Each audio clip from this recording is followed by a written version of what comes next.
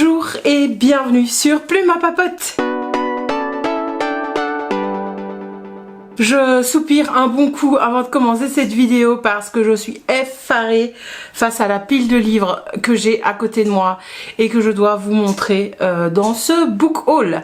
Je suppose que vous n'êtes pas dupes, hein, vous avez cliqué sur la miniature et sur le titre de la vidéo. On se retrouve pour le dernier book haul de 2023 qui oui sort en 2024 et il faut absolument que je vous le tourne pour pouvoir ranger tous ces nouveaux bouquins. Et là je regarde d'une façon paniquée le chat qui se met à côté de la pile de bouquins.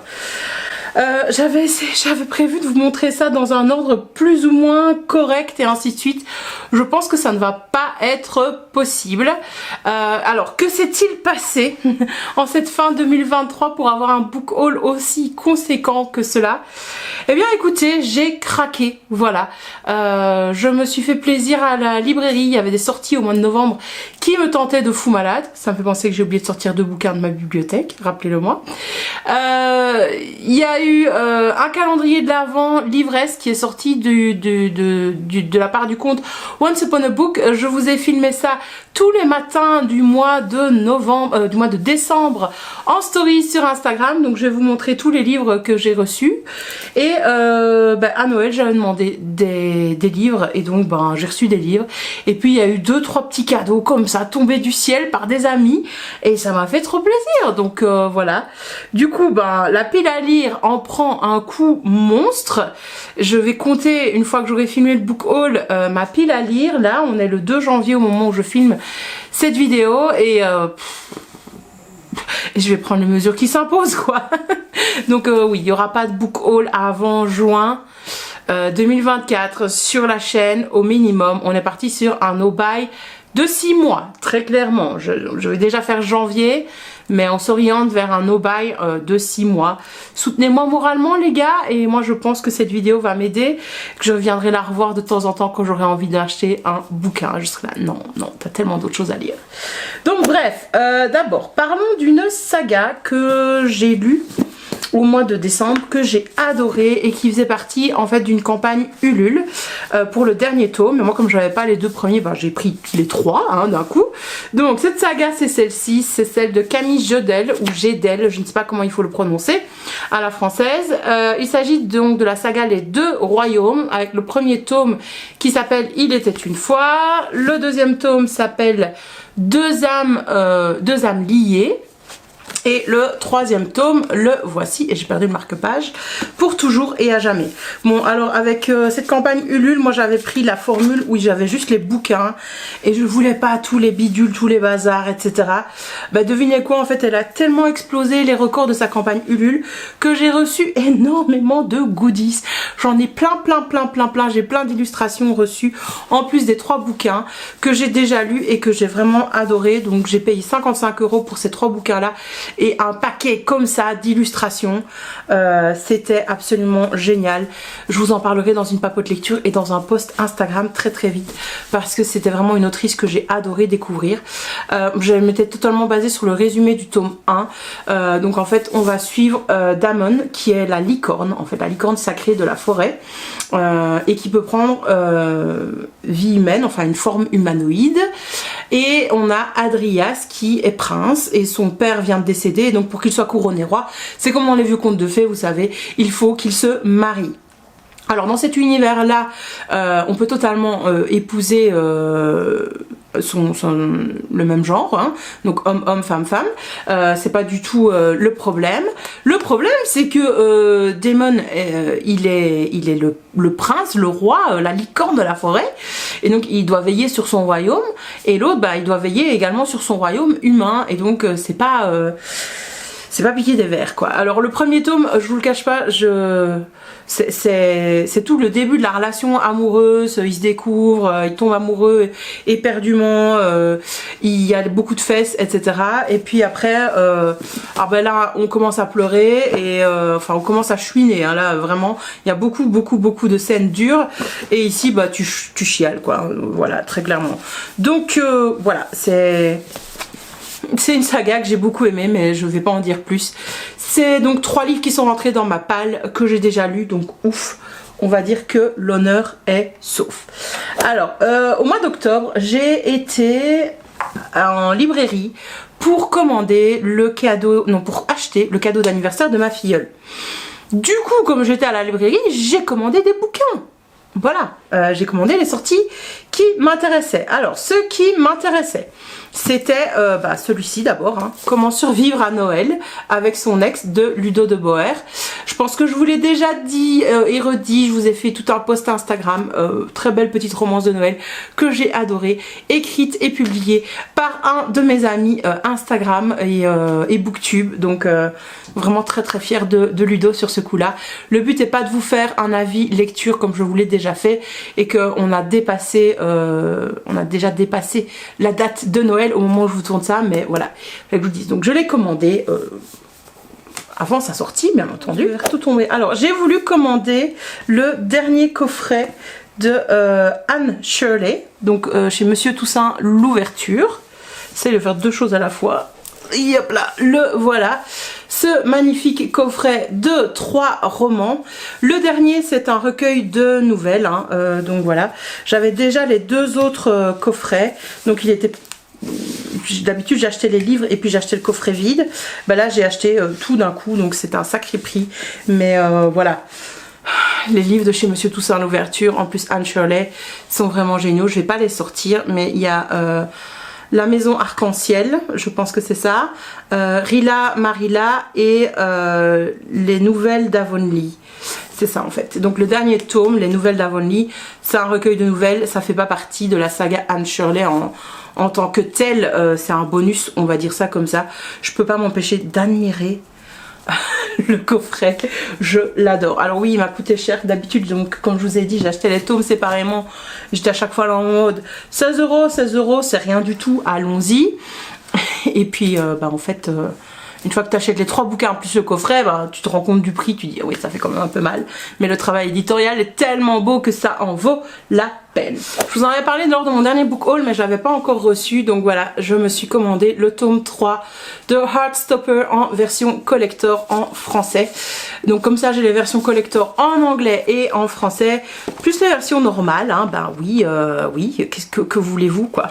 Donc voilà, je l'ai reçu, je l'ai déjà lu. Je l'adore et je le relirai encore et encore et encore sans aucun souci. Ensuite, dernier tome que j'ai commandé au mois de novembre et dernier livre, c'était celui-ci, il est arrivé au mois de décembre. C'est le tome 5 de Heartstopper. Donc celui-là, il n'est pas encore sorti dans la version collector, mais ça me tenait à cœur de l'acheter en version reliée en français pour compléter ma saga. Même si je l'ai déjà lu en ligne pendant toute l'année 2023, j'étais très heureuse de retrouver Nick et Charlie.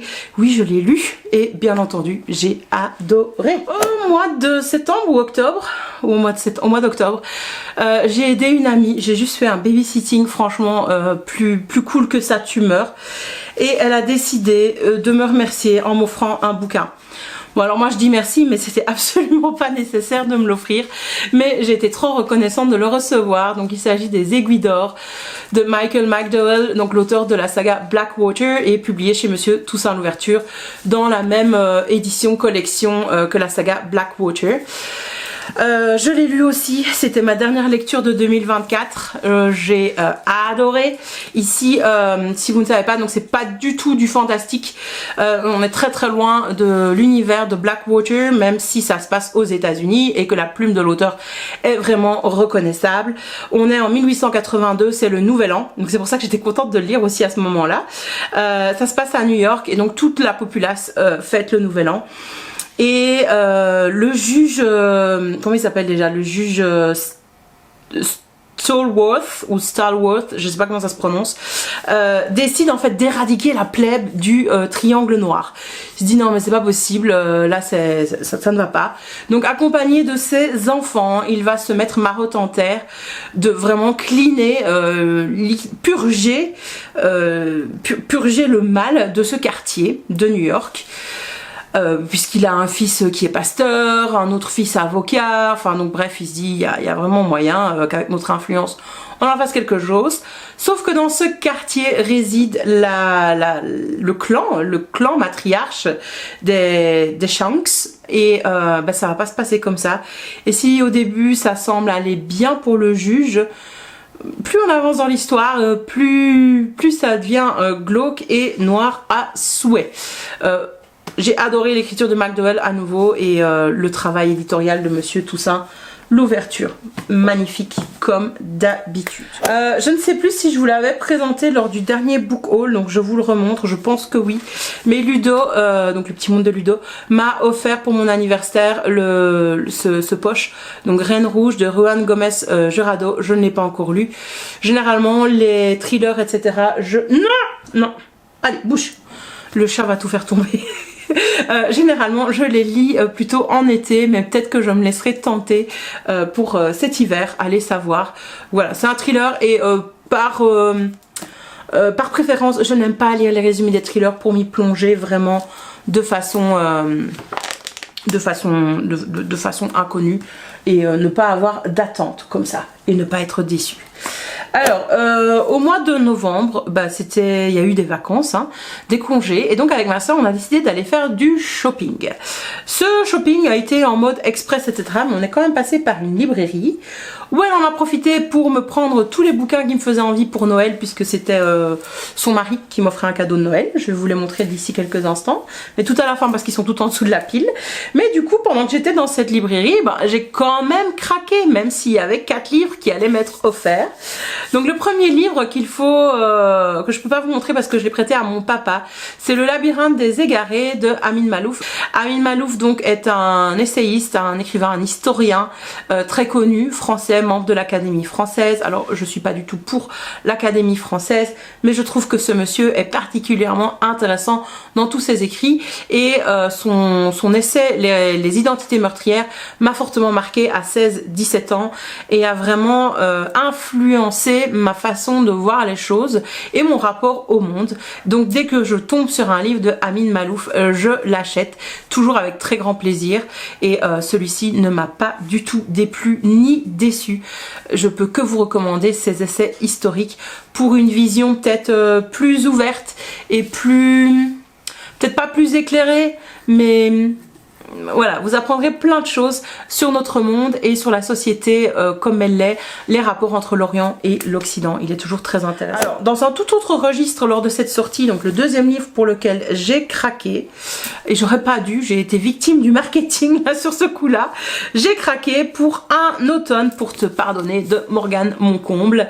Alors si je peux vous dire que j'aurais pas dû craquer, c'est parce que je l'ai déjà lu également et mon Dieu, j'ai pas aimé, voilà, j'ai pas du tout aimé. Il va vite aller sur Vinted, sur mon Vinted, gardez-le à l'œil, n'hésitez pas à vous abonner à mon profil parce que je dois le prendre en photo après avoir tourné cette vidéo. Probablement je ferai ça demain d'ici la fin de la semaine, mais voilà, bon, c'est une romance, alors je me dis que j'aime quand même les romances et celle-ci, j'avais vu des avis sur Booktube de personnes qui disaient que à leur grande surprise elles avaient bien aimé et qu'elles avaient été justement agréablement surprises. Donc je m'étais dit allez YOLO quoi, on y va, je me l'achète, je me l'offre et advienne que pourra. Ça s'est lu très vite mais ça s'est lu mal. Voilà. Donc c'est une romance entre deux ennemis, c'est un Enemies to Lovers, mais c'est une romance contemporaine. Donc pour moi déjà ça marche absolument pas, c'est pas possible dans mon esprit. La meuf en fait décide de défendre le mec qui est inculpé de meurtre quand même et d'assassinat. Et elle le fait parce qu'elle est apprentie avocate, elle est juriste, et qu'elle se dit qu'en fait ça va être la meilleure des vengeances puisqu'il fait partie de ces harceleurs. Et là déjà pour moi ça prend pas, ça n'a aucun sens. En quoi est-ce que le défendre va te permettre de te venger? Je n'ai pas compris. Surtout à passer la vingtaine, elle a 24 ans, 25 ans. Et donc, moi je me rappelle mes 25 ans, tu laisses tout ce qui s'est passé à l'adolescence de côté. Donc voilà, je pourrais vous en parler en mal pendant longtemps. Juste dire qu'il y a une enquête et je misais beaucoup sur cette enquête en fait, mais j'ai vu le truc venir très très vite.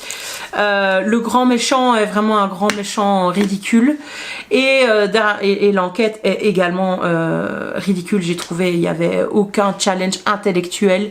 D'ailleurs à un moment donné ça se résout parce qu'elle s'intéresse à un indice mais qui était présent depuis le départ. Donc pour moi c'est pas du tout réaliste, donc c'est pas du tout un thriller, c'est vraiment une romance, faut le prendre comme ça, avec un fond de thriller si vous voulez.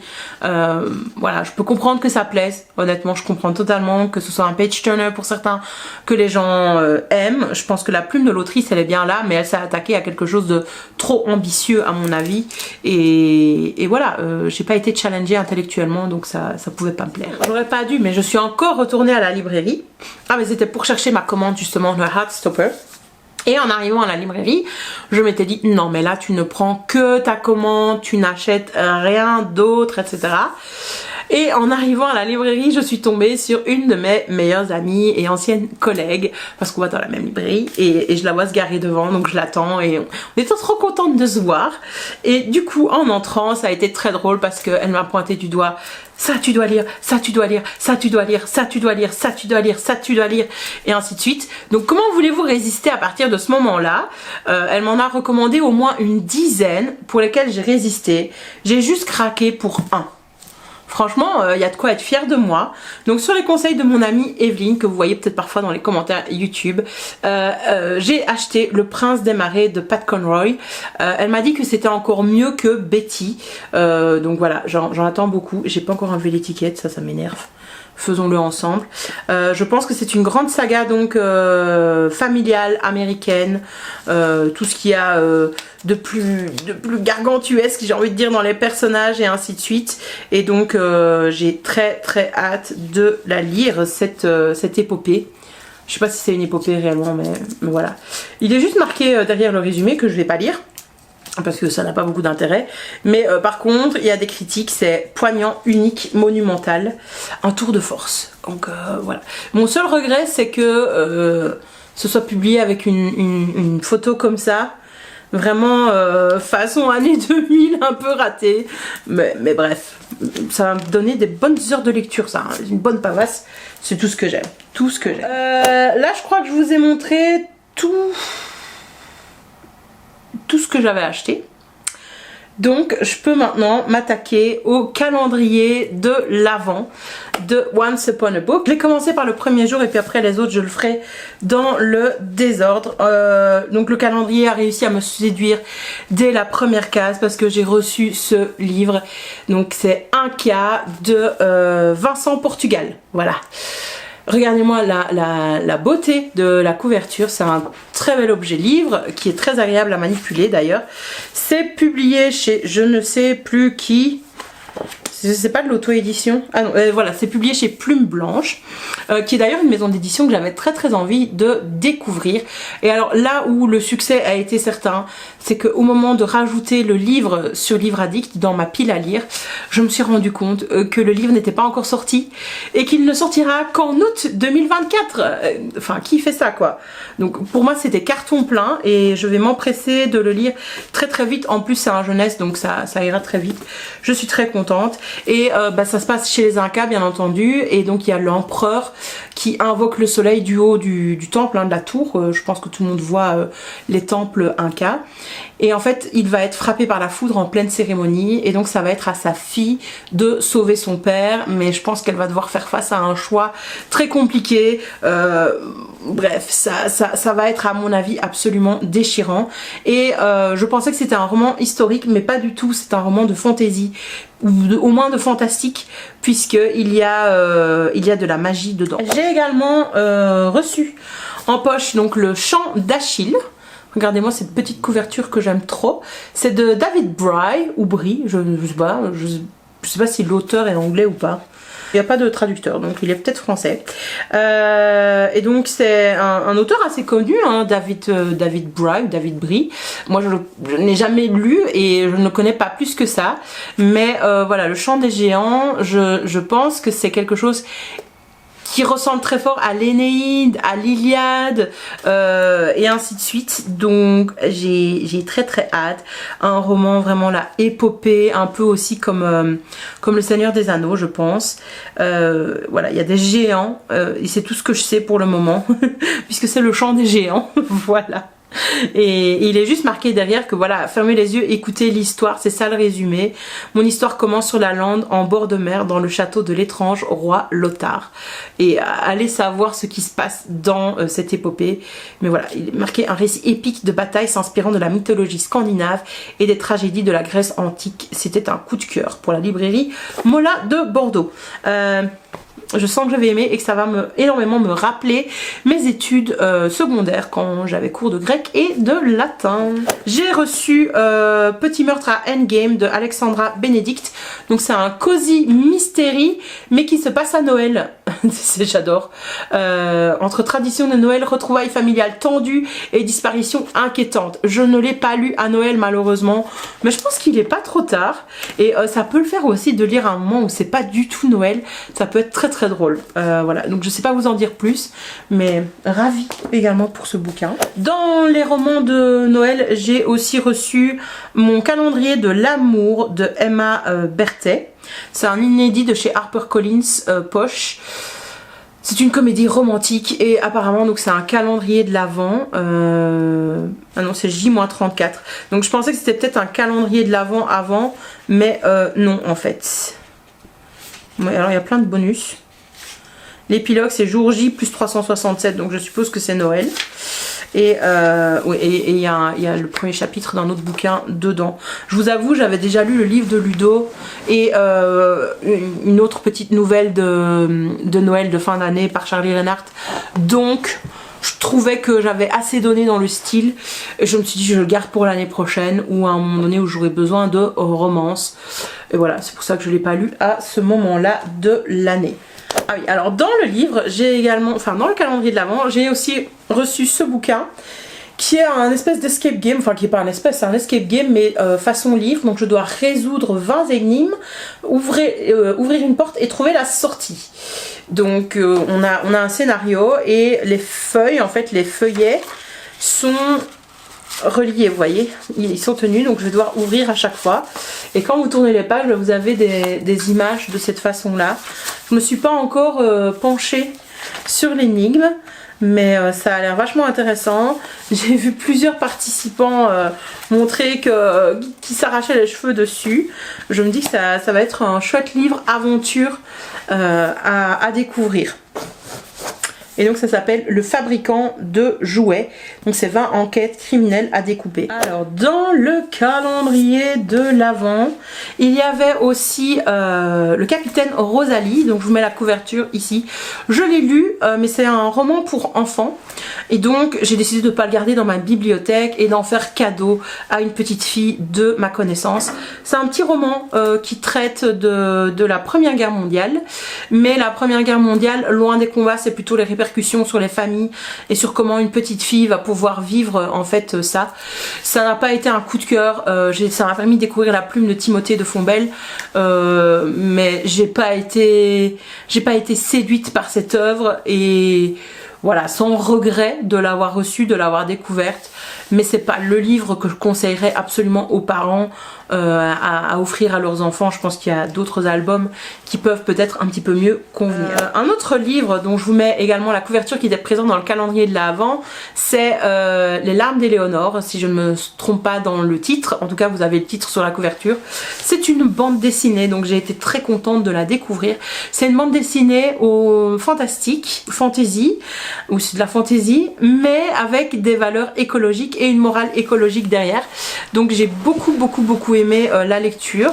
J'en ai pris très grand soin et en fait en ayant refermé la bande dessinée, je me suis dit que c'était plus adressé à un public plus jeune que je ne l'étais et je l'ai offert en fait. Voilà, elle était intacte, donc c'était un cadeau cacahuète tout trouvé et qui est bien passé. Donc dans le calendrier de l'Avent, j'ai reçu Rituel de déesse de Ronnie J. Honnêtement, c'est le livre qui m'a le plus déçu, que je ne vais même pas lire et que je vais revendre directement sur Vinted. Donc à travers le livre, en fait, vous pouvez découvrir les pouvoirs fascinants des plus grandes déesses de l'histoire, toutes civilisations confondues. Donc on pourrait se dire, bah c'est un truc sur la mythologie, c'est historique, etc. Sauf que en fait on se rend compte que c'est un peu comme ces livres avec les anges gardiens et ainsi de suite. Donc c'est Rituel de déesse. Et par exemple vous avez donc d'abord une petite note on va dire historique sur cette déesse. Ici c'est Astarté, que je ne connaissais pas, déesse phénicienne de la lune, de la guerre et de l'amour. Et puis une fois que vous avez eu cette note mythologique, vous avez des rituels. Rituels pour des nuits paisibles, rituels pour lâcher prise. Comment vous dire que ça marche pas sur moi, voilà. C'est clairement un livre de développement personnel, mais qui est basé sur absolument rien de concret, etc. Donc c'est beau, hein, c'est super beau. C'est vraiment un très beau travail éditorial, etc. Mais selon moi, c'est une grosse arnaque. Et je suis désolée, hein, mais ça, dans les mains d'une personne un petit peu fragile, c'est pas génial, quoi. Et donc, il dit bien, à chaque page, vous trouverez un descriptif des attributions et champs d'action de chaque divinité, ainsi que des instructions détaillées pour invoquer celles qui, selon les circonstances, sont les plus susceptibles de vous aider à obtenir ce que vous voulez. Voilà. Donc si ça avait été un livre féministe, je l'aurais totalement gardé. C'est dommage parce que le livre est beau, etc. Mais voilà, pour moi, ça n'a... Voilà, je veux pas avoir ça chez moi, malheureusement. Et désolée d'être aussi entière et directe avec, mais voilà, le livre, il va se retrouver donc en vente. D'ailleurs, je vais le mettre avec Un automne pour te pardonner, parce que ce n'est pas pour moi. Alors, j'ai reçu également des éditions Stardust, donc les Trônes Trahis. Et quand je dis que je l'ai reçu, c'était toujours dans le calendrier de l'Avent, hein, donc j'ai payé tous ces livres. Et donc c'est de Nesrine Amari, c'est de la fantaisie. Je m'y suis pas beaucoup intéressée. J'ai trouvé la couverture totalement dans l'air du temps, hein. C'est chez Hugo Publishing, hein, les Stardust, c'est en fait le Young Adult de chez Hugo. C'est un grand format, donc j'étais agréablement surprise d'avoir à nouveau un livre d'une telle qualité dans le calendrier de l'Avent. Voilà. Et le dernier que je vous présente pour ce calendrier de l'Avent, qui m'a également totalement surpris, c'est La Belle et les Bêtes, conte monstrueux de Soman ou Soman Shanaini. Je m'excuse si j'ai écorché le nom de l'autrice, je pense que c'est une autrice. Donc c'est une réécriture en fait des contes, et c'est traduit de l'anglais d'ailleurs, je vois, c'est une traduction. Donc il y a 12 histoires anciennes pour broder des contes originaux. Et donc, ah mais non, c'est un monsieur. Il crée un monde comme aucun autre où les bêtes ne sont pas forcément les monstres et où les jeunes filles ne sont pas toujours les damoiselles en détresse. Ces histoires sont des contes taillés pour notre époque, alors poursuivez votre lecture si vous l'osez. Et donc la créatrice du calendrier de l'Avent, quand elle a vu que je le partageais sur les réseaux, je disais ah c'est un livre de contes, je vais peut-être l'offrir à des enfants de ma connaissance par après. Elle m'a dit non non faut pas, donc c'est des contes monstrueux, horrifiques quoi, hein, donc il faut faire attention. En attendant, la couverture est magnifique et j'avais vraiment pas ouvert parce qu'à la fin vous avez la photo de l'auteur et sa biographie, donc voilà. Et alors le livre est illustré, donc ça il est vraiment très très beau. D'ailleurs il est lourd, il est dense. Regardez la couverture à l'intérieur, on a cette forêt, ces arbres un petit peu inquiétants. Petit chaperon rouge, ça commence comme ça. Vous avez des petites illustrations de ce style. Pour le calendrier de l'Avent de chez Once Upon a Book, j'avais payé 200 € et honnêtement, enfin 199 €, j'en ai eu pour mon argent. Je suis très très heureuse d'avoir eu tous ces bouquins, malgré une déception, on va dire. Et je le rachèterai pas en 2024 parce que je veux faire baisser ma palle et qu'à un moment donné je pense que j'aurai toujours beaucoup de livres et qu'il vaudrait mieux que j'emballe 24 livres, vous voyez, et que je les sorte et que je me fasse la surprise plutôt que de racheter. Mais voilà, on n'est jamais à l'abri. Au mois d'octobre, j'ai eu l'info que en fait dans la boîte Illumina Crate, ça allait être le livre de Alix E. Harrow, son dernier Starling House. Et quand j'ai vu qu'il était dans une édition en anglais et tout, grâce au groupe de Eric Toshokan, j'ai demandé plusieurs personnes, si vous recevez la boîte et que vous voulez pas garder le livre, pensez à moi, je vous le rachète, etc. Et Eric était pas trop intéressé par le bouquin et il me l'a revendu. Donc le voilà, de Starling House, donc c'est Illuminacrate par contre, la boîte, la box où il l'a reçu, et c'est donc de Alix E. Harrow. Alors le bouquin est magnifique, ça brille, si vous voyez, en fait la jaquette est en plastique transparent, vous voyez. Et donc il vous reste cette maison un petit peu inquiétante, clair de lune, avec des petites étoiles qui brillent, je pense que vous ne verrez pas à la caméra, et un jaspage de toute beauté. Voilà, et le fond est noir. Et quand on ouvre, on a cette illustration des deux protagonistes. Honnêtement, je ne sais pas de quoi parle le bouquin. Alors il peut paraître très petit, mais en fait c'est écrit très petit et très serré dedans.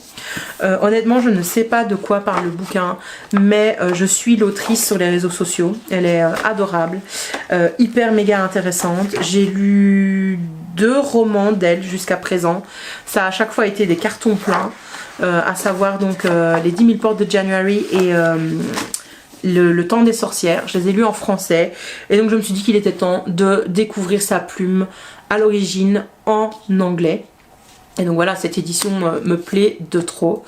Je sais que c'est donc de la fantasy, mais plutôt horrifique.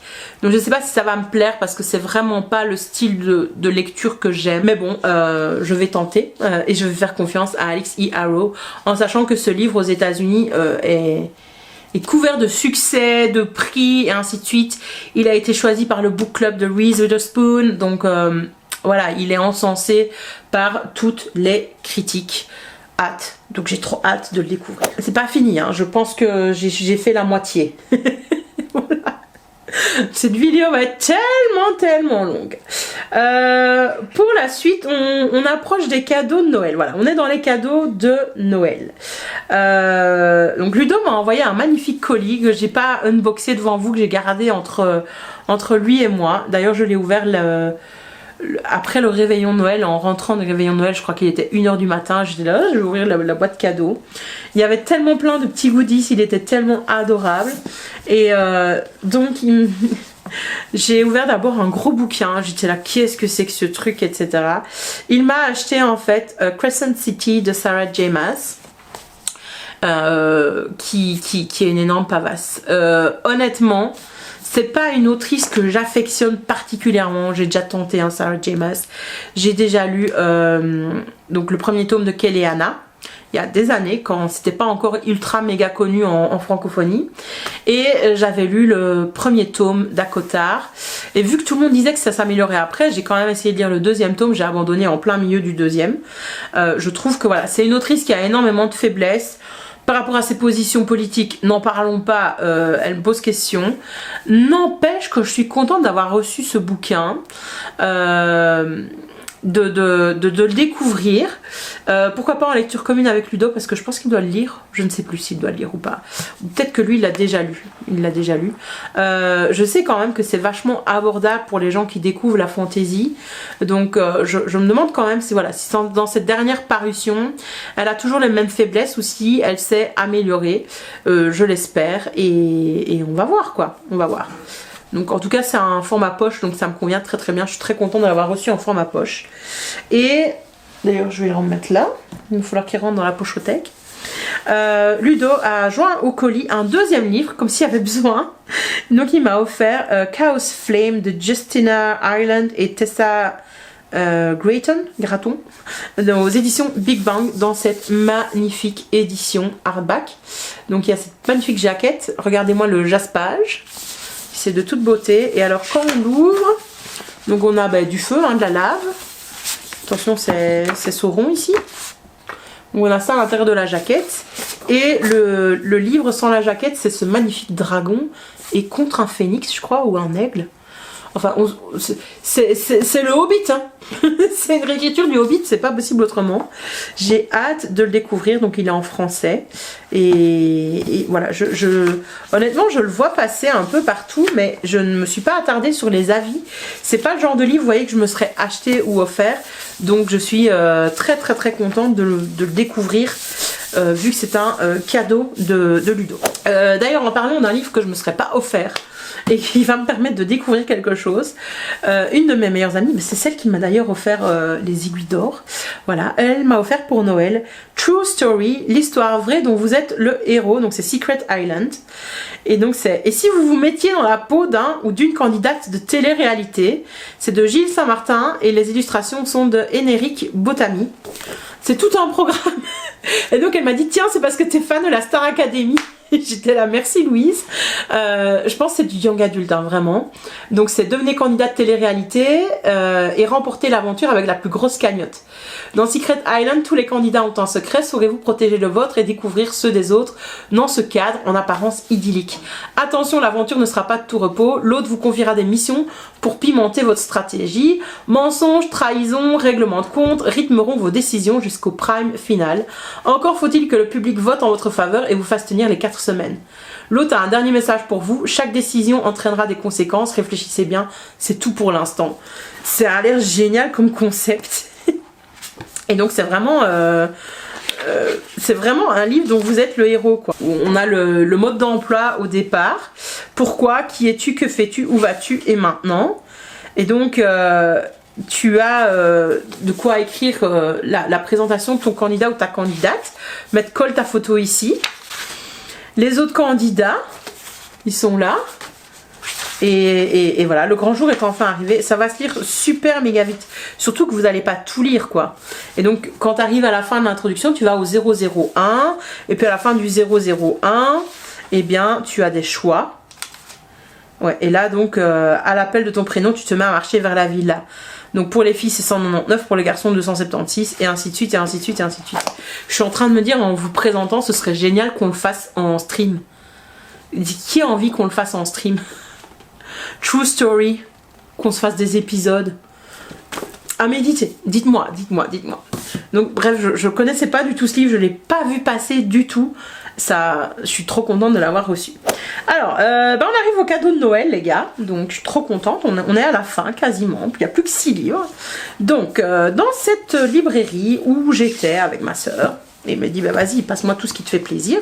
Au début, j'ai failli prendre le collector du Witcher. Elle m'a dit, bah donne-le-moi, on te l'offre.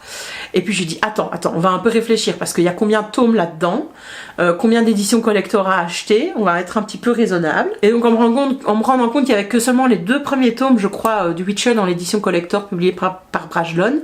Je dis, repose ça, reste tranquille.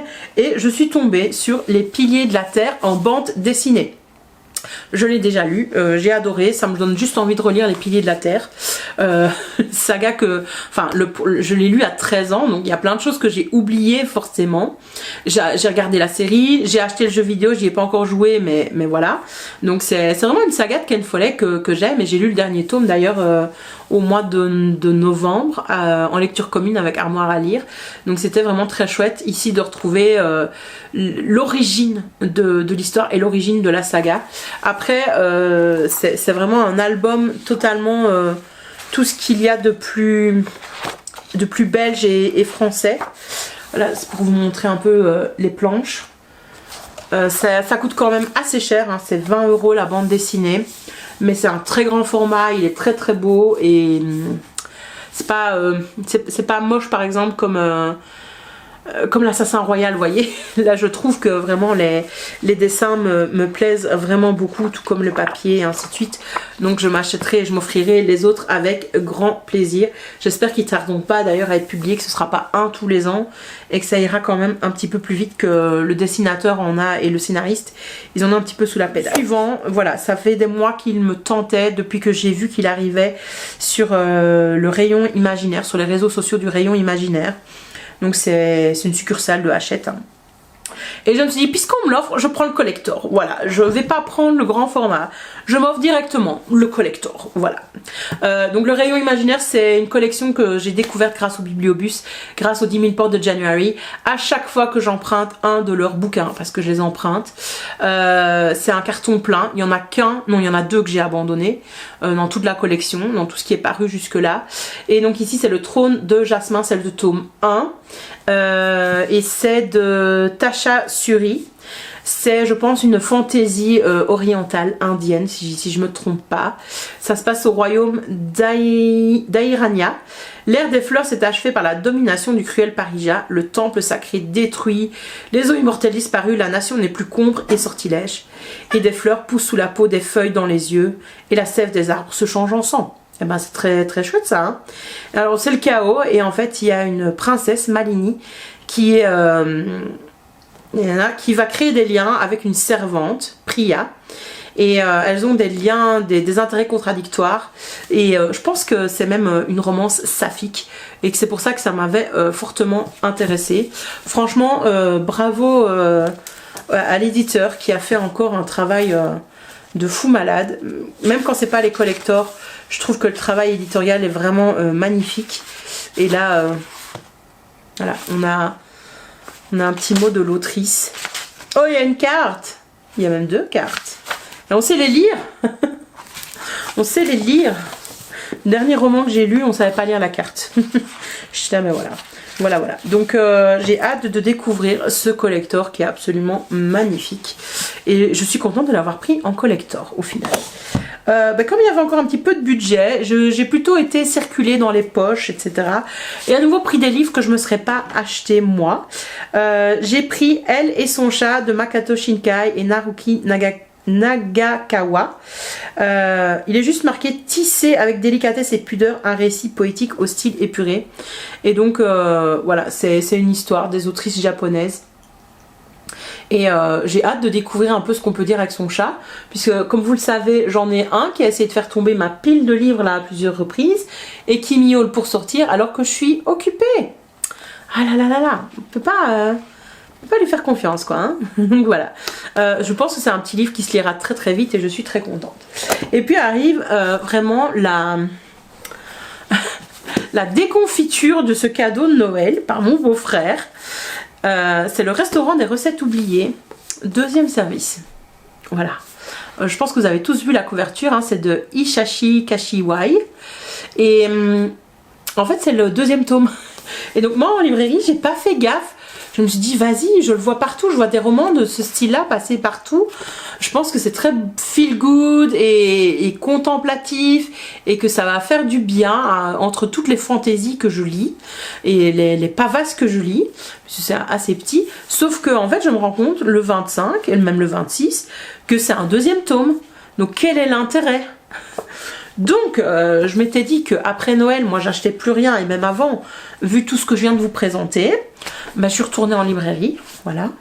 Bon, à ma décharge, je suis retournée en librairie pour acheter le cadeau d'anniversaire de Ludo, mais je me suis pris 2 livres, j'en ai pris que deux, j'avais fait un deal avec moi-même, je ne pouvais prendre que le premier tome, donc le restaurant des recettes oubliées, toujours par le même auteur, j'adore la couverture, franchement c'est une invitation à la paresse ce truc, je vais les lire très vite, c'est vrai que c'est 19 € pour un petit livre comme ça, mais voilà, je pense que c'est beau, c'est du beau papier, il y a la traduction aussi en plus, etc.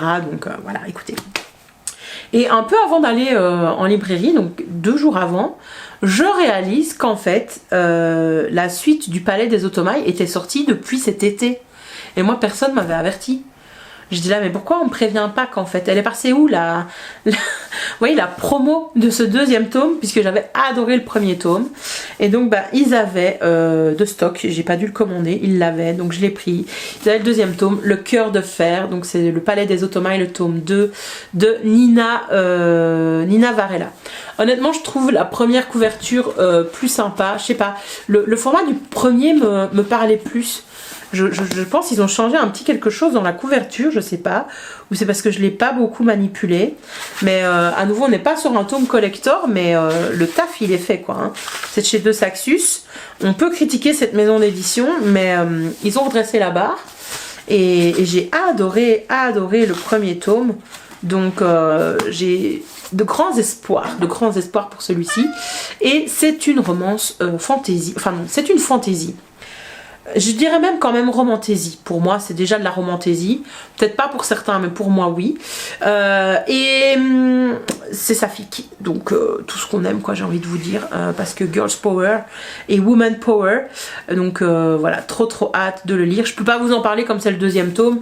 Mais sachez que dans le premier tome, on est dans une situation d'actualité, j'ai envie de vous dire. Voilà. Conflit israélo-palestinien, c'est un remake, hein, ce roman. On va dire ça comme ça. On parle de domination, d'esclavage, de colonialisme, et ainsi de suite. Donc voilà. Franchement, on est pas mal. Donc j'ai hâte de voir comment l'autrice va s'en sortir dans ce deuxième tome.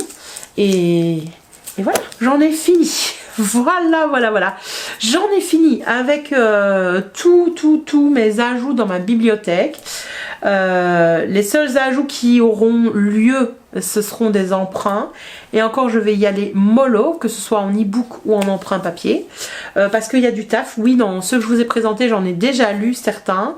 Certains que je vais dévorer et lire très vite. Mais il y avait également tout ce qui restait dans ma palle. Donc on va un petit peu se calmer sur les achats et être vraiment dans un défi no buy le plus long possible. J'envisage carrément jusqu'au mois de juin. À mon avis, je tiendrai pas jusque là. Mais en tout cas, plus d'achats aussi colossaux jusque février, ça c'est certain. Et février, on fera un petit état des lieux de la palle et on verra ce qui est envisageable ou pas du tout. Mais bref, comme j'ai dépensé plein d'argent, ça veut dire que pendant 2 mois, le budget livre il est réduit à 0 et que donc je vais faire des économies. J'espère que vous n'êtes pas trop fatigués de ce book haul. Je vous rassure, si vous êtes nouveau sur la chaîne, ça n'arrive quasiment jamais. C'est très rare que je fasse des book hauls de cette façon-là. C'est vraiment une orgie de bouquins, on est bien d'accord. J'essaie plutôt de consommer de façon éthique et responsable. Donc là, je me calme, c'est promis. Et comme je vous ai dit, vous n'aurez pas de book haul avant des mois et des mois sur la chaîne. Voilà, c'est pas pour tout de suite. En tout cas, je vous remercie d'avoir regardé la vidéo jusqu'au bout. Je vous invite à vous abonner ici sur YouTube, mais également sur Instagram et sur Twitch, puisque j'ai de nombreux projets qui se passent également sur ces réseaux là-bas. Sur Twitch, il y a un Read With Me tous les mardis soirs.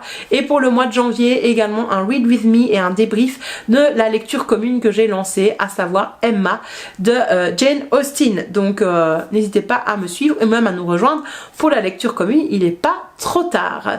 Je vous dis à très vite sur Plume à Papote et à la prochaine. Bye!